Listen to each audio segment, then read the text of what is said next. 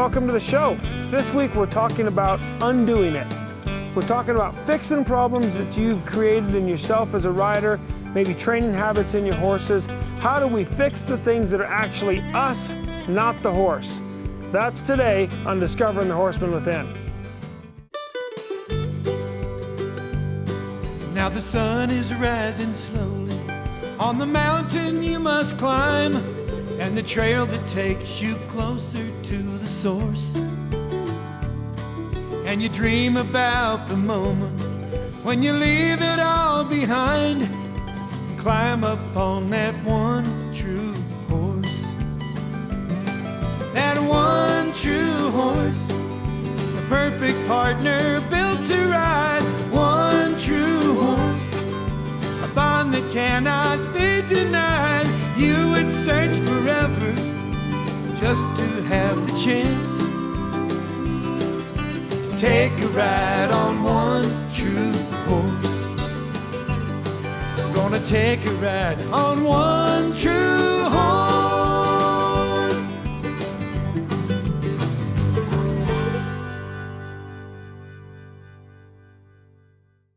So when we're talking about undoing it, let's talk about what we did in the first place. One of my pet peeves is tack adjustment.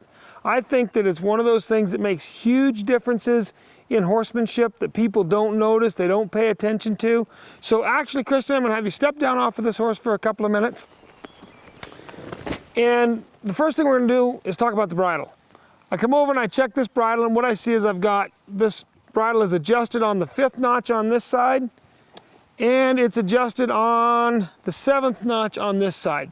So I like the way it's adjusted. It's hanging nice in the horse's mouth, but I hate to have an uneven pull over the top of the horse's brow.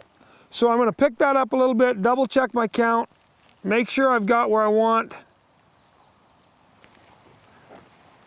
and make sure that it's even so that it's as good for the horse as I can possibly make it. So I lift it up one on that side, drop it down one on this side. That's pretty simple, right? You're splitting frog hairs, McNabb. No, I'm wanting to make the difference in my horse in the little things, because those little things, Kristen, they all ball up to make big things, okay? So I like to see, when I adjust my bit, I don't like to see wrinkles. I like to see it just connecting to the corners of his mouth. Mm-hmm. I think when you ride all day, every time there's a wrinkle there, that's softness and sensitivity that we're taking out of the horse. I want to work on the saddle here for a minute. When I look at this saddle, it's a 7/8 rigged saddle. It's setting a bit forward for what I would like. This horse is a little bit deeper and longer in the girth area, and it looks to me as if the gullet of this saddle is placed kind of over his shoulder, so that when I'm watching Kristen ride, she's actually having to ride the horse's shoulder. She's not getting carried by his hindquarters forward through his back. This saddle, in my opinion, is just sitting a little bit too far forward. So I'm gonna pick that up and make that change. Then we're gonna talk about some of your riding. Okay. But we wanna get these things adjusted and changed first. And Kristen, while I'm doing this, share with me a little bit of your background as a rider, some of what you do. You ride multiple different disciplines. You've ridden all kinds of stuff. Share some of that with me. Well, I started out just as a back home rider, doing trail rides with my mom and family and things like that. And then I got a job as a trail guide, and I did that for a couple of years. And after that, now my husband and I have started our own business. So we do training and lessons and trail rides, but I do like jumping and fox hunting and things like that. So we're starting to get more into the show aspect, but I consider myself an all-discipline girl, and I like all breeds of horses, and just put me on one and I'm happy. So. And you're good to go. Yep. You know, I had the opportunity to fox hunt last year in Pennsylvania. Oh my goodness, what a bunch of fun that was. Yeah. I had no idea that you could have that much fun. Okay, so I've slid this saddle back. You know, we had the girth right in here tight to the shoulder. I've moved it back about 1.5 inches. That's not a lot. This, I'd like to have been able to move it back further than that, but when you've got a 7/8 or a 3/4 rig saddle, you have to leave that cinch in the girth area. That's where it belongs. That's where it's gonna go. So if I move the cinch back here, maybe where I'd like it, what's gonna happen is this horse's barrel is gonna shove it forward. You're gonna come forward, the cinch is gonna get loose, you're gonna get a sloppy ride out of it. So I've moved it back into his girth area. There's nothing more I can do with it right there. And I understand that you're traveling and that this is a borrowed saddle and that's not your issue. So we're gonna deal with it as it is. Okay, let's go ahead and hop on.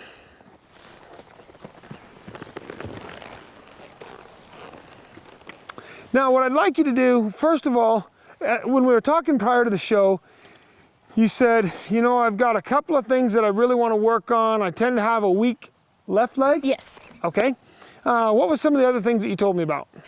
Because I ride a lot of training horses, I find myself using my thighs a whole lot. And so when I use my thighs, my legs tend to creep up higher and higher. And so I don't keep my heels down as much. Sure. And that's pretty much my problem. And I find lots of times, like in this saddle, my stirrups to me are a little long. And so I'll tend to lose them and I'll just tend to go ahead and finish my ride without my stirrups. And I noticed that a few minutes ago when this horse didn't stop quite the way you wanted him to, and that you went to correct on him. And what you did was you did finish without your stirrups. And what that does is it creates a brace through your seat and through your thigh, and that creates more forward momentum through the horse. Right. All right, so first of all, let's check this stirrup. Nope, we're there, aren't we? Yep, we're there. Okay, so I'm gonna look at your stirrup and I'm gonna say, all right, you've got a really pretty good bend in your knee, you've got your heels down. Now you've been jumping, so you're probably accustomed to really being able to stand on them, but you've got plenty of stand. Go ahead and stand up for me right there. Yeah, you've got plenty of stand. You go ahead and sit down. You can actually get some weight in those stirrups, get your heels down. Maybe what I would have you do a little bit is back your feet out of the stirrups. Yeah, no more. Your first adjustment, come back a half an inch. You know, folks, this is one of those things I do that not everybody agrees with. I tend to ride deep. I tend to ride my stirrups deep. Those of us that ride a lot of young horses or training horses have that habit because it's secure. So I see your foot, it's in there pretty deep, and I do that. I'm bad about that. But if you want to get your heels down, you've got to get some purchase. So you got to move your toe back a little bit to where you can, because it's impossible to take your foot and bend it at the ball, right? Right. So if you've got this bridge holding the front of your foot and the front 2/3 of your foot, the back 1/3 is not going to go down. So you need to back that foot out just a little bit to where you can actually get some flex in your Achilles heel, get your heels down a little bit and let some of that come out of your knee. Okay, let's go ahead and ride him around here a little bit, and I just want you to work at a trot and a lope. Kind of take a working trot to start with.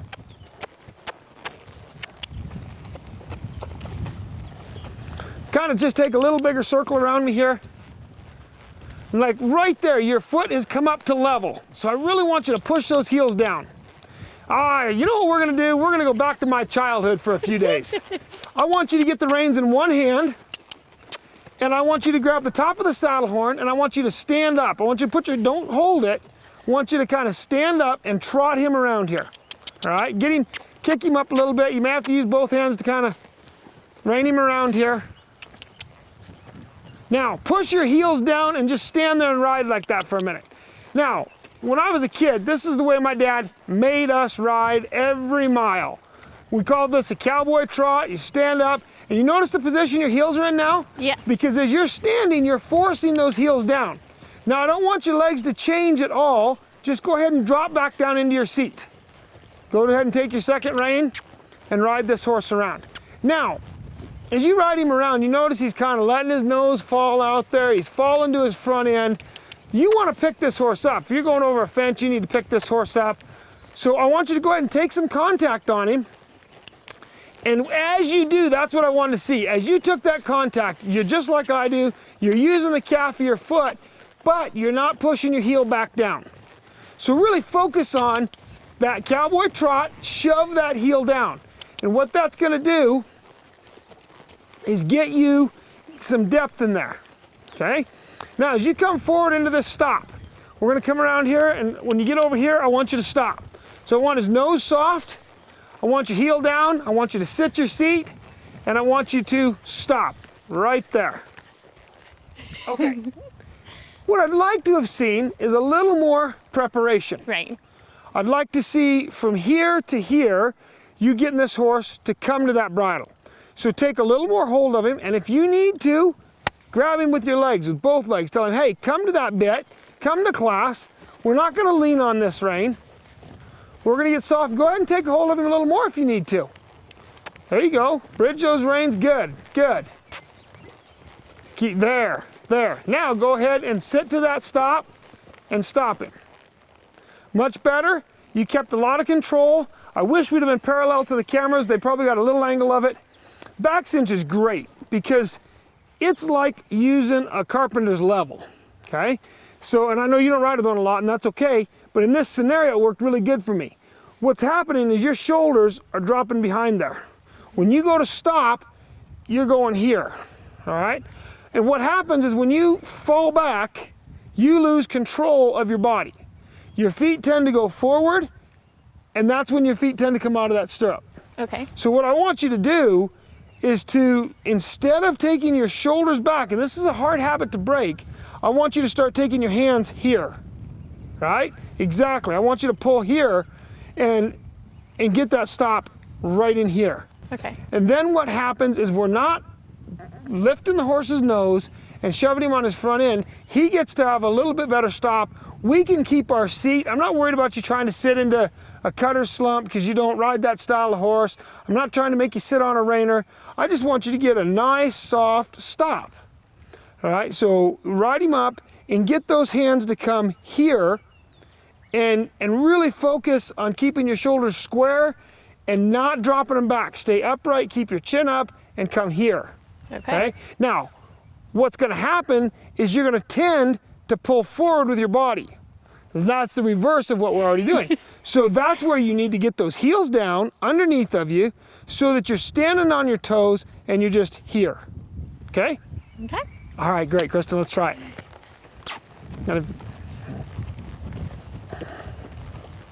There, that's a lot better already as far as you took a hold of him, you got a little more flexion. Go ahead and pick up on him, tell him, let's get that nose soft. Come to class, there you go. Take some of that bounce out of that rein, have a little more direct cue to his mouth. Good. Now, I want you to do me a favor. This horse is sound asleep on you, that's not your fault, that's who he is right now. I want you to take your legs out here and just slap him and say, come on. There you go, good. Let him know you're serious. He's just shuffling along there in a little kid's horse trot. I want to wake him up and let's go someplace. Soften that nose. Heels down. Heels down. Soften that nose. Now, there you go, perfect. You corrected that because I don't want him to run out of gas. I want him to stop. All right, you ready? Ready. Prepare for your stop and then stop. Shoulders were a lot better. You came forward a little bit, but you didn't go back. So you took that, you said, all right, I'm not going back, I'm not going back. That's what it takes to break a habit. You want to break a habit, you've got to make a change in your mind. I listened to a preacher one time, it was a great illustration. He said, you want to break a habit? Drop it. All right? That's the way you've got to do it. You can't go, oh, I'm going to work on this. You got to do what you did. You said, all right, I'm not taking my shoulders back. So what happened? You kind of came forward in your seat a little bit. Not bad. Not bad at all. Let's turn around and go the other way. Use your outside leg right there. I want you to really focus on using those legs. All right, you know what? Yes. Let's go ahead and have you hop off for just a second. Whew. Kristen, if there was any more of me or any less of this saddle, this would not work. All right, so we've changed saddles for just a minute. Changed positions, and I'm going to get up on this horse and drive him along up here. Now, as I'm watching, I'm getting lots of bounce like this.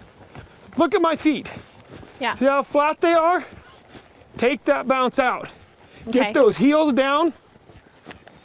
Get soft in your seat.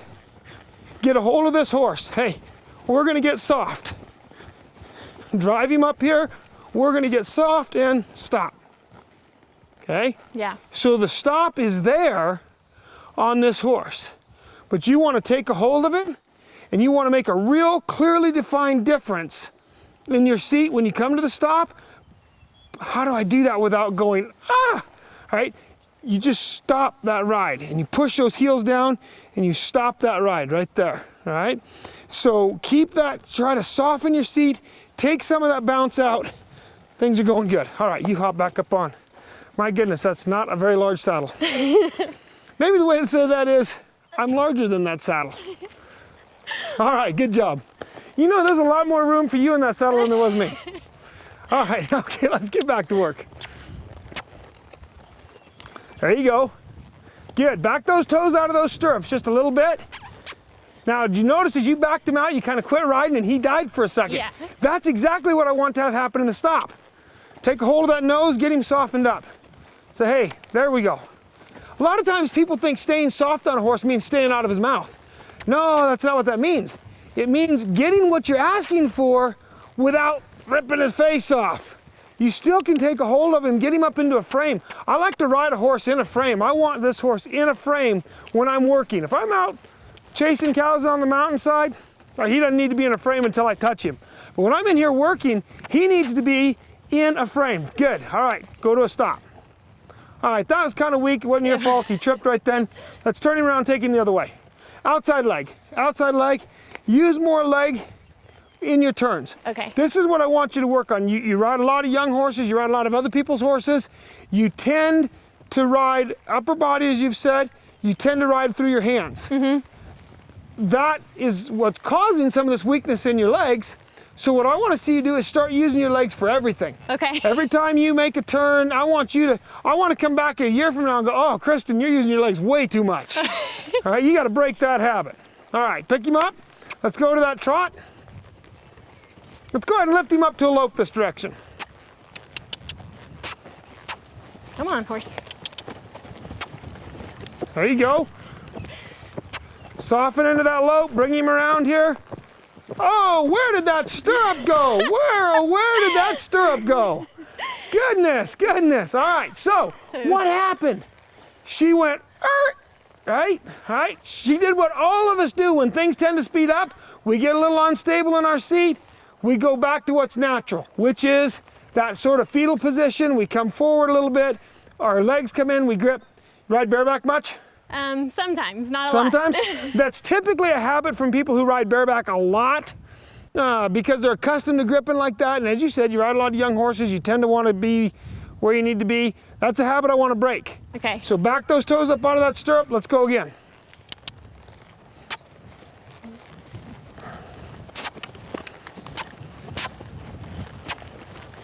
There you go. Stand down on that foot. I'm seeing it wanting to go away. Stand down on that foot, drive him up there. Yep. Drive him up there, there you go. Oh, where is that stirrup? Pick it up, pick it up, pick it up. Get that stirrup picked up. Keep him moving, keep him moving. No stopping. No rest for the wicked and the righteous don't need any. All right, you're doing great, good. Heels down, stand on that stirrup. You know what, remember that cowboy trot? How about a cowboy lope? Let's stand up, there you go, good. There you go. Now you can go warm up all the team ropers' horses. Good, all right. Get those heels down. Get those heels down. There, you're standing on them. You're standing on them. Now sit down and continue standing on them. All right? How do you do that? Like, how do you sit down and stay standing up? This is a hard thing to master. You do it by getting your seat in the saddle, softening your seat, pushing your heels down, keeping your knees bent. Now get a hold of his face, get him nice and soft. There, that's looking a lot better. You're correcting on him. You're putting him where you want. You're not losing your stirrup. Go ahead and get both hands back on the reins. Soften that nose and just lope to a stop. Soften that nose. Okay. The you part of that was really good, but you didn't give him enough preparation. Right. But the you part of it was 100 times better. So I'm not going to be mad about the fact that you didn't prepare him enough, because the you part of it was really good. You loped up there. You stopped yourself, you didn't fall back, you didn't fall forward, you didn't lose your stirrup. That was really good. All right, let's turn around and go the other way.